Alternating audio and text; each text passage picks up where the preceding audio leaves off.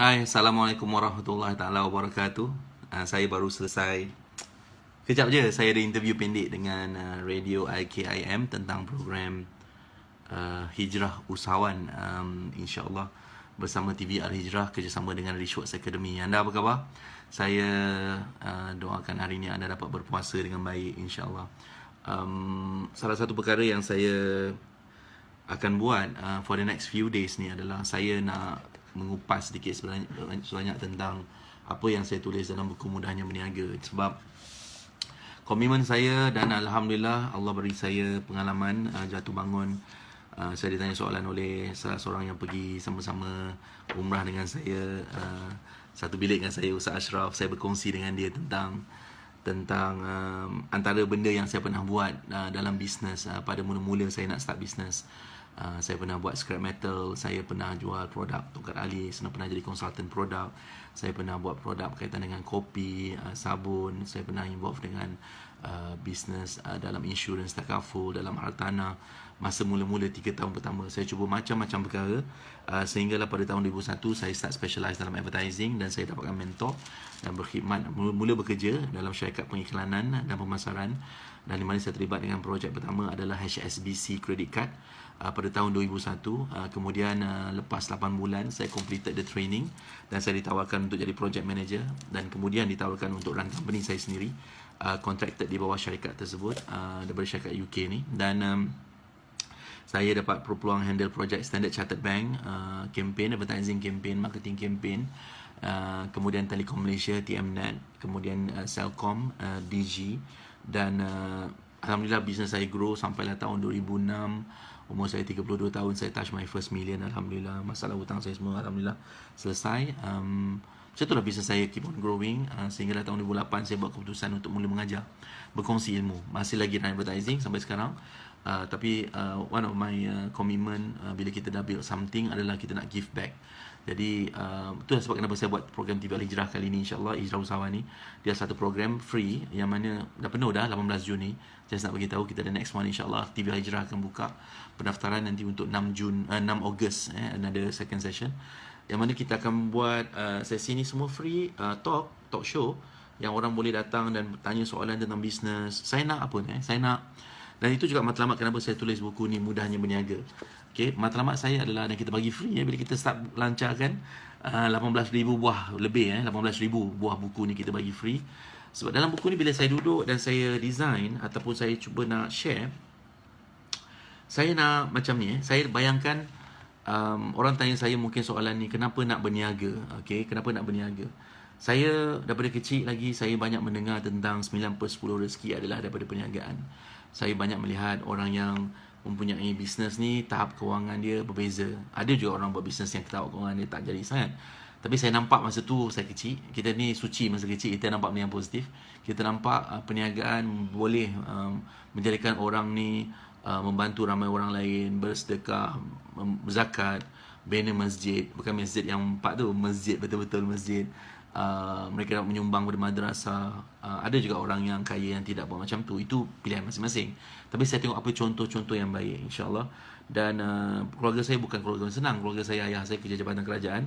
Dan saya dapati macam, saya teringin nak jadi macam tu, saya teringin nak bantu macam tu, you know. Tapi daripada kecil macam kita ditekankan tentang makan gaji, kerja apa semua kan. Jadi proses tu macam terhalang mula-mula. Alhamdulillah kemudian lepas dah jatuh bangun 3 tahun pertama, dan Alhamdulillah bila ada mentor, dari ilmu, berbuang ego, dan semuanya lebih mudah. Jadi bila saya tulis buku ni, buku Mudahnya Berniaga ni, dari kosong menjadi jutawan, saya adalah memikirkan tentang kalau seandainya orang tu nak mulakan bisnes, sama ada majoriti orang akan mula dengan bekerja baru dia berniaga, you know. Itu majoriti. Ada juga yang lahir-lahir terus berniaga, you know, macam mungkin ada. Tapi ni kebanyakan orang. Jadi saya fikir kalau saya dulu masa saya nak berhenti kerja daripada investment analysis stock broking firm, syarikat stock broking ni, stock broker, pesan saham, syarikat saham ni, nak pindah kepada bekerja kepada berniaga, apa cabaran saya? Dan kesilapan saya masa tu, saya terus berhenti. Saya immediately berhenti, saya terus cuba nak start dan saya start dan start. Okay. Dan Alhamdulillah saya tak start lama lah. Ada orang berniaga sampai sekarang start bertahun-tahun bisnes dia tak boleh nak grow, tak boleh touch first million. Saya diajar oleh salah seorang mentor saya Cina, dia kata bila kita berniaga ni 3 tahun pertama sepatutnya kita dah boleh buat first million sepatutnya. Kalau tidak bermakna tak payah cerita banyak. Mesti ada benda yang tak tepat atau sistem yang kita tak buat, ada strategi yang salah, ilmu yang kita pakai itu tak tepat yang kita kena perbaiki. Jadi bila saya tulis buku ni pagi ni dan seterusnya beberapa video beberapa hari ni, insya-Allah saya nak bercakap tentang kenapa saya nak revolusi, kenapa saya memulakan dan membuat revolusi usahawan. Sebab saya panggil dia revolusi ekonomi ummah. Ini tagline untuk hijrah usahawan. Kenapa saya mulakan ni 8 tahun lepas? Antara sebab dia adalah balik pada saya, keluarga saya. Saya dapati dengan mempunyai bisnes yang bagus, kekuatan ekonomi yang baik, dan orang tu kalau dipimpin dengan hati yang baik, kolam jiwa yang baik, insya-Allah dengan ilmu agama yang baik, dengan kefahaman agama yang baik, dia akan gunakan apa yang dia ada untuk manfaat orang lain. Maksudnya dia akan menyumbang, dia akan beri manfaat, dia akan berkongsi, bukan hanya untuk diri dia. Dan dia faham dunia ni adalah tempat yang sementara, adalah jambatan. Sebab Allah nak lihat siapa yang terbaik antara kita. Dan sebab kata seperti mana hadis Nabi SAW menyebut, sebaik-baik manusia adalah manusia yang paling bermanfaat untuk orang lain. Jadi orang yang faham ni, insya-Allah mudah-mudahan Allah beri kita kefahaman, kita sekali doa, solat, kita baca Fatihah, kita faham maksud dia, kita minta Allah pimpin kita menjadi orang-orang yang baik, yang soleh, bukan orang-orang yang dia tak suka, yang dia marah ataupun dia tak suka lah, kan. Ghairil maghdubi alaihim waladdallin, amin. Jadi mudah-mudahan kita dipimpin hati kita ni untuk buat kebaikan. Jadi bila kita nak bina kewangan, yang penting pertama adalah niat. Bila kita nak buat bisnes, niat dia apa? Jangan niat hanya sebab aku nak beli sofa baru, nak beli kereta baru, nak beli rumah baru. Itu bagus. Kalau kita ada rezeki, tak salah, Tapi dunia ni adalah jambatan. Maksudnya benda yang lebih besar yang kita patut fikir adalah selain daripada menikmati rezeki, rahmat atas rahmat Allah ni. Dan kita tak marah juga bila orang tu kaya, sebab Allah yang bagi rezeki at the end of the day. Dia berhak bagi pada siapa yang dia suka, dan Allah yang maha kaya. Dan malu kita kalau kita bertuhankan Allah yang maha kaya tapi kita tidak berada dalam keadaan yang mendapat sedikit kekayaan daripada segi hati, daripada segi kehidupan, daripada segi kekayaan senyuman, kekayaan sedekah, kekayaan daripada segi sumbangan, kekayaan daripada segi sedikit harta yang kita boleh guna untuk manfaat orang lain. Itu prinsip saya lah. Dulu masa mula-mula saya start bisnes, saya tak macam tu. Saya tak fikir macam tu. Mula-mula saya start bisnes, saya selalu, masa tu saya fikir nak kaya je, nak ada duit. Tapi Alhamdulillah, proses perjalanan saya banyak mendidik saya sikit sebanyak. Mudah-mudahan Allah bagi istiqamah untuk faham perkara ni. Dan so buku ni adalah tentang mudahnya berniaga ni, adalah tentang macam mana daripada kosong, seseorang tu kosong, dia nak bina bisnes sehingga jadi jutawan. Dan saya mulakan dengan nak bagi faham kosong jadi jutawan tu sebab tu proses yang saya lalui. Daripada kosong tak ada ilmu, daripada kosong saya tak faham apa-apa, sehingga Alhamdulillah kita ada 20 lebih syarikat dan kita growing, dan baru-baru ni kita dah ada bisnes yang kita build. Selain daripada bisnes dan contribution yang kita buat adalah kita buat set up college kita, college usahawan. Probably mudah-mudahan yang pertama yang sangat praktikal, yang mereka yang masuk saja akan terus mulakan bisnes. Itu apa yang kita nak buat, insya-Allah. Intake pertama September ni bagi siapa yang ada anak lepasan SPM. Umur yang kita ambil tak lebih daripada 21, dan kita ada taklimat yang kedua nanti bulan 8. Boleh pergi ke SEED, SEED, SEED Business College, SEED College, SEED Business College. Anda boleh tengok kat situ, kat website kita seed.edu.my. Anda boleh tengok siapa yang nak apply ataupun nak tengok lah, okay. Anyway, so buku ni saya tulis sebab saya nak bantu mereka yang nak memulakan perniagaan, yang tak tahu macam mana nak start produk, macam mana nak pilih, perkhidmatan macam mana nak pilih. Dan buku ni juga ditulis ada pada fasa yang kedua adalah macam mana nak membesarkan perniagaan, nak meningkatkan perniagaan. Ini those people yang dah bisnes lama tapi bisnesnya tak boleh sampai 1 juta setahun. Saya dah nak saya buat 1 juta sebulan, kan.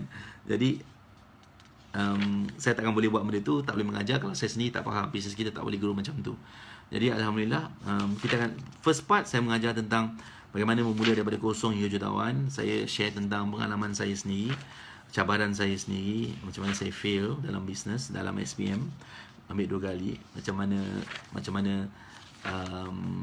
mana saya fail dalam memilih beberapa produk dan perniagaan yang saya mulakan. So fasa pertama adalah saya mengajar tentang macam mana bekerja dan berniaga. Jadi itu fasa pertama. Ada satu ayat yang best yang saya suka nak share dekat dalam pelajaran 1 ni. bekerja versus berniaga. Mereka yang bekerja, mereka amat risau tentang kelangsungan hidup. Macam mana nak maintain hidup ni, mereka akan risau. Mereka amat mementingkan cukup-cukup makan. Every time dia akan fikir macam, janji cukup-cukup makan. Atau mereka hanya hidup untuk survive. Hanya mampu untuk sekadar bayar hutang atau komitmen. Itu saya dulu macam tu. Dan dia berbeza dengan mereka yang berniaga. Kalau berniaga dengan betul. Kemampuan buat banyak duit amatlah penting di dalam sebuah perniagaan. Dan ayat ni datang daripada Robert T. Kiyosaki, salah seorang mentor saya. Jadi, itu mula-mula saya macam tu. Mula-mula saya fikir macam itu bekerja ni survive. So kalau gaji kita banyak tu, kita rasa okey lah, survive.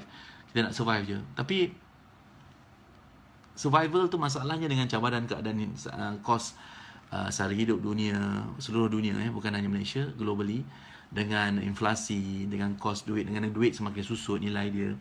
You know, ini pada dulu lagi, duit susut nilai ni pada dulu lagi. Kalau dulu masa 30 tahun dulu mungkin kita pergi sekolah bawa 10 sen, 20 sen, kita boleh beli macam-macam main nasi lemak, banyak. Tapi hari ni kalau bawa 20 sen, kau tak apa-apa, tak apa-apa. Jadi, nilai duit tu makin lama makin susut. Itu memang sistem ekonomi dunia. Dan tak payahlah fikir, aku nak keluar, nak pergi tukar ekonomi dunia. Perbaikilah ekonomi di rumah kita dulu. Kan? Jadi, itu first part. Jadi, dalam bab pertama ni, saya mengajar atau bercakap tentang macam mana orang ni, cabaran-cabaran mereka, orang yang berniaga, bekerja dan nak berniaga. Antara cabaran yang kita ada, siapa yang bekerja nak berniaga ni, mereka ni teragak-agak buat keputusan. Kenapa? Mereka teragak-agak buat keputusan sebab mereka tak ada ilmu, mereka tak ada kefahaman. Mereka ni mereka hanya kita yang bekerja ni kan, kalau kita bekerja dan kalau kita mentaliti kita, minta maaf saya cakap mentaliti bekerja, tak salah. Saya tak. Dan in fact saya nak cakap video ni adalah live ni nak beritahu, bukanlah saya mengajar ni saya nak beritahu semua orang yang bekerja tu suruh berniaga, tak. Bukan semua orang nak buat pilihan tu. Ini pilihan masing-masing. Jadi tak payahlah kata kalau semua orang bekerja siapa nak berniaga, kalau semua berniaga siapa nak bekerja. Tak payah fikir macam tu. Okey, sebab Allah bergerakkan manusia ni berbeza-beza. Dan bila Allah nak beri orang tu pimpinan dia untuk buat sesuatu yang berbeza, dia akan buka dengan ilmu, kefahaman. Jadi so ini untuk siapa yang fikir nak berniaga, anda boleh gunalah apa yang saya nak ajar ni. Kalau anda fikir, aku tak nak, aku suka, aku rasa secure dengan selamat dengan kerja yang aku ada, teruskan. Tu pilihan masing-masing, ikut kefahaman masing-masing, insyaAllah. Anyway, sementara saya tengah bercakap ni, anda tulis, anda tengok ni nonton daripada mana. Okay, dan sambil tu saya nak ni, buku ni ada dijual di MPH. Ada orang tanya boleh beli buku ni kat mana. MPH ada banyak, insyaAllah. Dan anda boleh pergi juga dekat richworks.com.my online store ataupun azanosman.com/online store. Anda boleh tengok order buku dekat situ. Atau nanti bila anda datang program Hijrah Usahawan, kalau siapa yang datang, kita akan bagi buku ni free. Program tu free, kita bagi buku ni free. Nak cakap je kan. Okay, alhamdulillah dapat buat benda ni sebab ada sedikit rezeki, kita boleh share. So yang pertama tadi saya kata, ramai orang teragak-agak buat keputusan. Mereka, kenapa teragak-agak? Sebab tak ada ilmu, dia tak ada kefahaman. Dan kalau yang tak teragak-agak, berani sangat pun bagus, tapi berani tanpa ilmu ni bahaya. Jadi itu benda yang kita nak ni lah. Ini cabaran yang ramai orang ada lah. Okay, buku dia. Ada tanya nak tengok buku ni. So, cabaran pertama adalah teragak-agak buat keputusan. Cabaran kedua ramai orang ada adalah takut ambil risiko. Okay, ini bagus. Bagus. Ya, bagus. Jangan terlalu berani ambil risiko tanpa ilmu. Ambil risiko, contoh, berani sangat ni. Terlampau berani, tiba-tiba ambil loan, personal loan, dapat RM20,000 ke RM50,000 pinjam koperasi. Ni kerja, orang kerja especially kerajaan, senang dapat loan. Jadi dia ambil loan banyak, dia campak pergi buat bisnes. Tapi dia tak pernah berniaga. Jadi macam mana? Ini semua akan membuatkan risiko. Bukan salah, tak salah. Kalau ada ilmu tak salah. Masalahnya ramai orang tak ada ilmu, tak ada mentor, tak ada sistem. Itu masalahnya. Dan tak percaya tak apa, pergi buat. Dan lepas tu kalau ada masalah, jumpa. Datang kelas saya insyaAllah. Ataupun tengok video YouTube saya. Belajar balik, lepas dah habis semua duit tu. Ni saya cakap ni sebab saya agak certain yang kalau berniaga tanpa ilmu, lambat proses untuk anda nak bina benda tu. Saya doakan yang baik-baik, tapi doa saja tak cukup tanpa usaha dan ikhtiar dan ilmu yang betul. Alright, dan strategi yang betul, insyaAllah. Okey, nak saya sambung. Yang ketiga adalah ramai orang buat keputusan atas desakan orang lain, pressure. Dia tengok orang lain berniaga, dia pun nak berniaga. Dia ramai orang cari peluang perniagaan bila dia dah tertekan. Jadi bila kita dalam tekanan, kita buat bisnes, kita bekerja, duit tak cukup, kita tertekan nak buat bisnes. Dan kita buat dalam keadaan yang pressure, tanpa kefahaman, tanpa strategi yang betul. Ditakuti kita akan buat silap. Sehinggalah nanti later baru kita belajar daripada kesilapan kita. Jadi benda itu lambat. Cabaran yang keempat adalah ramai orang yang bisnes, yang daripada bekerja nak buat bisnes ni, cabaran mereka adalah mereka tahu yang mereka ada masalah dengan kenapa setengah orang bekerja nak bisnes, sebab dia tahu kos sara hidup tak cukup, kos sara hidup tak mencukupi. Melainkan anda berada pada tangga yang middle class to higher end, ada ramai orang macam tu, gaji banyak, so dia rasa selesa, tak ada masalah. Kalau beringat siapa yang macam tu bagus, tapi beringat sebab langit tak selalu cerah. Cabaran ekonomi kadang-kadang membuatkan syarikat-syarikat besar terpaksa tutup atau berlaku VSS atau retrenchment. Jadi invest lah, jangan rasa selesa sehingga kita beli macam-macam benda tapi kita lupa nak melabur, beli hartanah. Invest pada tempat yang betul dan invest dalam bersedekah untuk akhirat kita yang lebih kekal, insyaAllah. Cabaran yang kelima adalah ramai orang nak berniaga, dia tak tahu nak uruskan diri dia tak tahu uruskan masa. Okey. Cabaran yang keenam ialah cabaran kewangan diri, dia tak tahu nak urus duit dia sendiri. Okey, dia salah semua masalah ekonomi dunia tak betul, tapi ekonomi hidup keluarga dia pun dia tak betul, dia tak uruskan dengan baik. Okey, cabaran yang ketujuh, ini semua saya share lah dalam buku ni kan. Dia tak biasa belajar, tak biasa masuk seminar, belajar kursus. In fact tengok video ni pun dia kata, apalah mamat ni nak sharing ni, tak payahlah. Dia kata Jack Ma tak dah berjaya, billionaire tak sharing pun. Semua orang kan ada pilihan. Saya belajar dengan Richard Branson, billionaire juga, sharing. Dia orang suka sharing. Ada setengah orang tak suka nak sharing. Masa saya jumpa 3 jutawan dulu, masa saya baru nak bisnes, dia tak nak jumpa saya, daripada rasa dia tak nak share. So itu pilihan masing-masing. Ada orang suka nak berkongsi. Jadi nombor 7 adalah cabaran ramai orang tak nak belajar, tak nak tingkatkan diri dia sudah bagus, dia teruskan kalau dah bagus. Nombor 8, ramai orang tidak ada matlamat yang jelas dalam hidup dia. Minta maaf saya cakap, ramai orang pergi kerja, balik kerja, hujung bulan dapat gaji bayar hutang, lepas tu survive lagi macam tu, maintain life dia macam tu. Anak sekarang ni nak masuk kepada bulan tak lama lagi nak raya kan, kos makin meningkat.